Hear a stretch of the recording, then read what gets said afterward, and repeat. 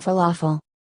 Ingredients: 1 3/4 cups dried chickpeas or 1 cup dried chickpeas plus 3/4 cup dried split fava beans. 2 cloves garlic, lightly crushed. Half onion, quartered. 1 teaspoon ground coriander. 1 tablespoon ground cumin. Scant teaspoon cayenne, or to taste, or mild chili powder to taste. Half cup chopped fresh parsley or cilantro leaves. 1 teaspoon salt. Half teaspoon freshly ground black pepper, or to taste. Half teaspoon baking soda. 1 tablespoon freshly squeezed lemon juice, or more to taste.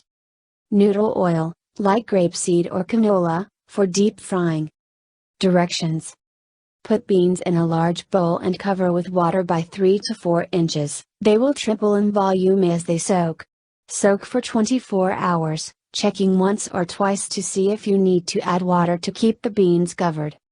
Drain beans well and transfer to a food processor with all the remaining ingredients except the oil. Pulse until minced but not pureed. Add water tablespoon by tablespoon if necessary to allow the machine to do its work, but keep the mixture as dry as possible. Too much water and your falafel will fall apart.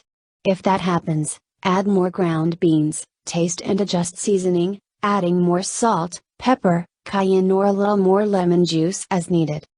Put at least 2 to 3 inches of oil, more is better, in a large deep saucepan. The narrower the pan, the less oil you need, but the more oil you use, the more you can cook at one time.